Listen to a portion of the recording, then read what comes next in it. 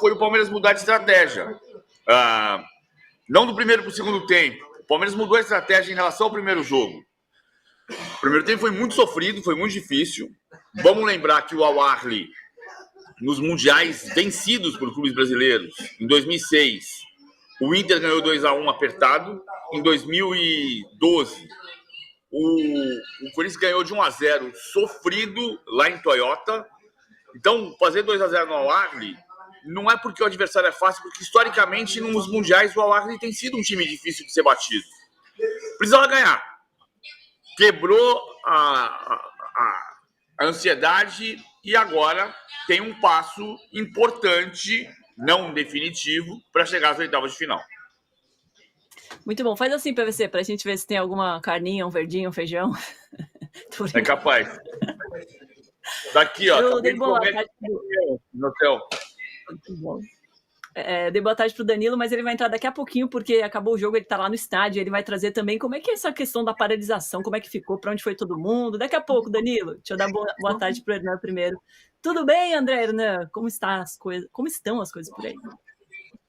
Tudo bem, tudo calmo. Prazerzaço ter você aqui de volta nesse de primeira especial aí depois do Palmeiras. Eu concordo com tudo que o PVC falou e vou acrescentar que o Al Ahly, eu já cobri jogos do Al Ahly em mundiais, tem uma torcida apaixonada que estava presente no estádio, é um time muito vitorioso, né? É um time popular, é um time muito grande, e aí o Palmeiras, que estava um pouco ansioso também, assim como no primeiro jogo contra o Porto, tirou aquela ansiedade, aí conseguiu fazer os gols e foi uma vitória justa. O Palmeiras é líder do grupo até então, né? Porque vai começar agora o jogo do Porto contra o Inter Miami, mas o Palmeiras deu um passo longo para a classificação às oitavas de final, com muito mérito, com muito merecimento.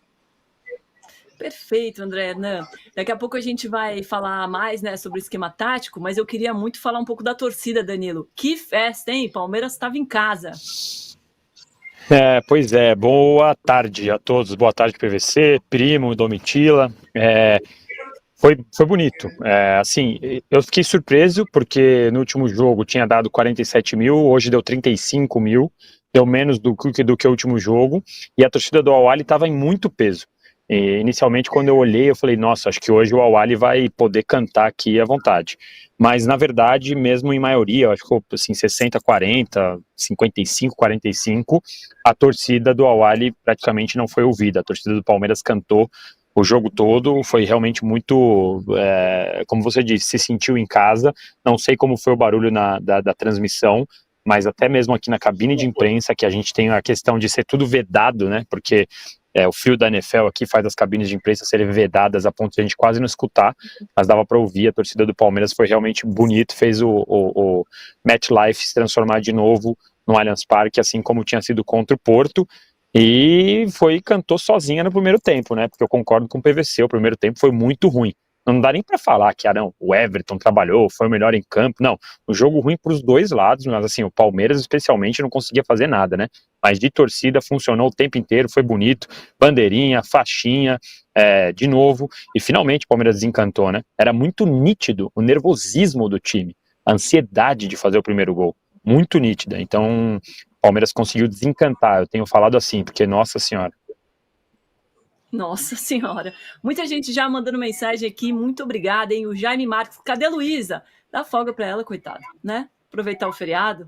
E o Thiago Oliveira tá falando aqui, ó, o Flamengo vence um time tunisiano, tudo lindo e épico. O Palmeiras vence, vamos olhar só o negativo, jogar a vitória por conta da paralisação, etc. KKK. Eu amo quando vocês falam assim, porque vocês criticaram tanto a gente, que a gente criticou o Flamengo, então sinal que a gente tá fazendo um bom trabalho. Ninguém falou aqui coisas maravilhosas do Flamengo não, hein? Estamos de olho. Pode mandar sua pergunta, tá? Para os nossos convidados aqui de hoje, nossos parceiros do programa. E eu queria falar com você, PVC, sobre essa coisa da ansiedade, que você pegou muito nessa tecla depois do primeiro jogo, do 0-0 contra o Porto, que você achou que o time estava ansioso. Até o Abel falou isso na saída de campo, hein? Ele falou que entramos um pouco ansiosos, mas é uma vitória super justa, a gente poderia ter feito mais 1 ou 2 gols, mas estou satisfeito com o resultado. Como que você sentiu o time hoje? Melhorou a ansiedade? Piorou? Tinha que estar mais calmo já? Eu tô aqui comemorando, mas não é a vitória. É que o Flávio Latifi achou meu adaptador. que eu tinha perdido. É uma vitória. Adaptador em É uma dia de vitória. programa é uma vitória. Eu tenho mais 3 aqui, mas esse aqui é importante. Esse aqui é o mais bonitinho, porque o outro não cabe. Fica apertando tudo. Flávio, você achou meu adaptador? Achei, adorei. Vamos voltar para cá para ansiedade. Eu acho que tem uma coisa. A ansiedade tem da estreia em Copa do Mundo da seleção brasileira. Mas tem um ponto que é particular do Palmeiras. Tá? Ainda que ontem a FIFA tenha feito aquela confusão toda, maluca, com a história da Copa Rio, e ela não reconheceu a Copa Rio, e isso inclui o Fluminense, ainda assim, ninguém canta Fluminense não tem Mundial, Fluminense não tem Mundial, Botafogo não tem Mundial, canta pro Palmeiras. Então, o Palmeiras entra com o peso de evitar o vexame, porque se você passa o vexame de ter a torcida mais vibrante, até aqui, Palmeiras e Boca estão disputando o título de torcida mais vibrante. O Flamengo tem muito mais torcida que o Palmeiras, mas a mais vibrante no Mundial é a do Palmeiras e a do Boca Juniors. Se você passa o vexame de ter a torcida mais vibrante, não classifica na fase de grupos, o que ainda pode acontecer, é um peso gigante, que você vai ouvir isso o resto da vida. E isso está na cabeça dos jogadores do Palmeiras. Isso está muito presente. Hoje, ser o segundo jogo tinha menos peso. O que eu acho que aconteceu na primeira etapa foi que o Palmeiras mudou a estratégia. O Palmeiras, por causa do calor, não marcou. Primeiro, muitas vezes na saída do tiro de meta contra o Porto também, o Abel faz mano a mano, sem sobra. Não vai fazer no calor de 40 graus. Não tem como fazer. Então o time não marcou afogando o adversário. Só que quando recebe a bola e erra o passe, pressiona. Ainda assim, a melhor chance do primeiro tempo foi a bola do Estevão, que passou raspando a trave do Ochenaui. Mas era um jogo que não estava bom. Como o Leandro acabou de dizer, o jogo não estava bom. Nem para um lado, nem para o outro. A estratégia era contrária, e quando o time tentava sair, precisava muitas vezes de uma bola longa, porque a pressão do Awali era maior, e o Vitor Roque não segura a bola na frente. O Lopes fez muito bem para o jogo do Palmeiras, tanto que, primeira bola parada, a procura pelo Murilo e pelo Lopes, e saiu o gol contra do Abu ali.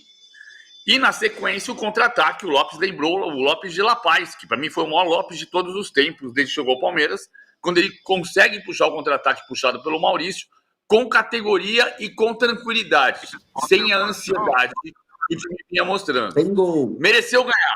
E agora muda a placa, muda o jogo. Agora vai jogar em Miami, tem que decidir em Miami, mas pode eventualmente jogar por um empate, dependendo do que acontecer daqui a pouco entre Miami e Porto. Tem gol. Já? Boa, André. Gol Tá do atrasado. Porto. Gol do Porto, de meu pênalti. Olá. Aproveitando aí que você puxou a palavra, a gente viu as mudanças do Abel, né? Ele colocou o Maurício e o Flaco Lopes e justamente o gol saiu, né? Um gol aos 3 minutos de gol contra, né? Mas saiu, e depois aos 14 minutos. E aí veio a paralisação. O que tem de dedo do Abel aí nessa vitória? Eu acho que tem o mérito do treinador em relação a capacidade que ele tem de gerenciar esse grupo, a capacidade que ele tem de dar a esse grupo a tranquilidade de chegar e falar, desfrutem desse Mundial de Clubes, como ele vinha falando desde o primeiro jogo antes do Porto, que foi o primeiro adversário.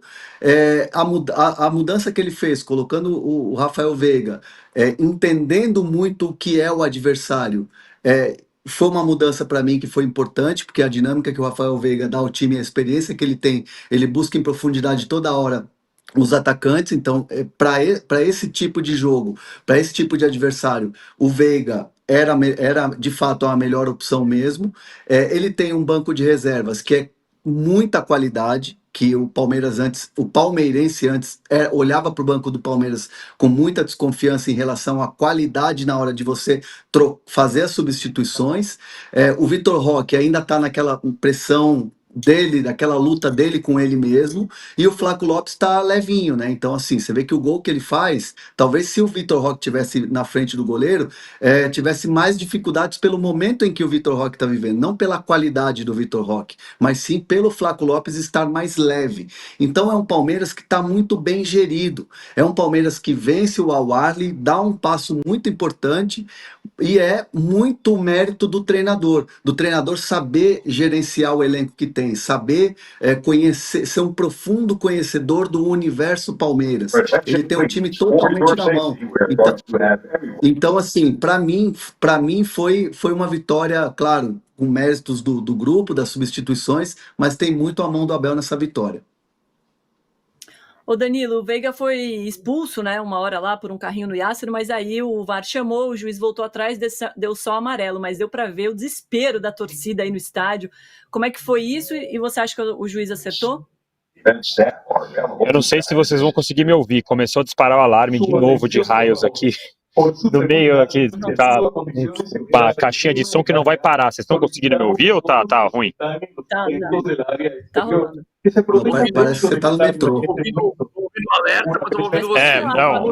O alerta, e assim, esse alerta aqui, se for igual durante o jogo, ele não vai parar. Ficou durante 40 minutos, enquanto o jogo tava parado, ficou fazendo isso. Então melhor, vou esperar um pouquinho para ver se eu volto a falar, senão vocês não vão conseguir me ouvir nada. Danilo, dá pra ouvir perfeito, pode seguir. Pode seguir? Então tá bom, vou ficar segurando o microfone aqui. Assim, o nervosismo realmente, assim, o nervosismo em geral da torcida do Palmeiras e do time, assim, eu vi o jogo inteiro, tava para ver que tava todo mundo nervoso. A torcida, os jogadores, passes que não diam, o Estevão errou tudo que tentou. Eu entendi a intenção do Abel também de colocar o Veiga, mas o Veiga também não foi bem, tirou um pouco da mobilidade do time, na minha opinião. E aí, para mim, a chave de tudo foi a mudança que o Abel fez no meio de campo na parada do jogo, porque, obviamente, primeiro, o gol contra do Aníbal, que o Aníbal bateu a falta como se tivesse, sei lá, abriu a lata do Al-Ahly, digamos assim, e aí o Maurício acertou um passe maravilhoso pro Flaco Lopes, e justamente os dois que entraram, né, Maurício pro Flaco Lopes. Então eu acho que isso foi fundamental, e aí o Palmeiras administrou o jogo, mas o nervosismo era evidente. A hora que o Al-Ahly fez o primeiro gol contra, o Richard Rios pegou duas bolas que estavam nas laterais ali, uma no fundo, perto do gol do Al-Ahly, e outra perto do banco, e deu uma bica na direção da torcida duas vezes seguidas, igual o que ele fez no último lance do jogo aqui, que ele acabou amarelado. Assim, e os caras comemoravam, estavam explodindo, assim, sabe? Todo mundo explodindo, aquela sensação de alívio.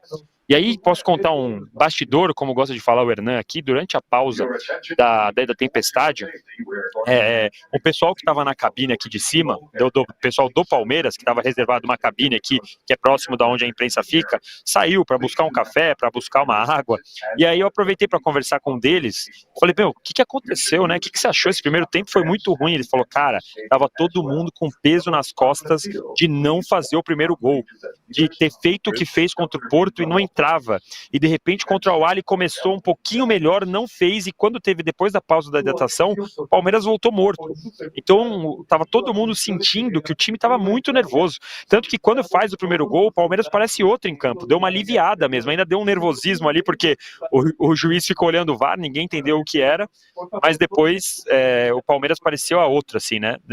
Então eu acho que a chave era tirar o peso daquela bola. Eu acho que em todo momento, todo ataque do Palmeiras, os jogadores do Palmeiras ficavam olhando e pensando, olha, lembra o que aconteceu contra o Porto? Lembra como aconteceu contra o Porto? Eu tive essa impressão olhando aqui de cima, viu, Domi? E como foi na hora da evacuação? Vocês ficam ali onde tem os restaurantes, dentro do estádio? Fica rodando essa mensagem e os jogadores ficam no vestiário? Fica rodando essa mensagem. A hora que fez o 2-0, o jogo parou, aí o juiz vai correndo para a linha lateral. Falei, ué, o que aconteceu? Ele não fez sinal do VAR, né? O que foi? E aí ele volta, chama o Abel e o técnico do Al-Ahly, e ele faz um sinal e todo mundo sai. Imediatamente que todo mundo sai pro vestiário, todos os celulares do pessoal aqui da imprensa, começou aquele aviso, aquele pé, aquela buzina, todo mundo ao mesmo tempo. E aí apareceu a mensagem no nosso celular e a mensagem no telão. Atenção, risco de tempestade, todo mundo tem que se proteger, pegue proteção em zonas... Eu já estava na parte da tribuna que era coberta, então eu não precisei me movimentar, ninguém da imprensa precisou se movimentar.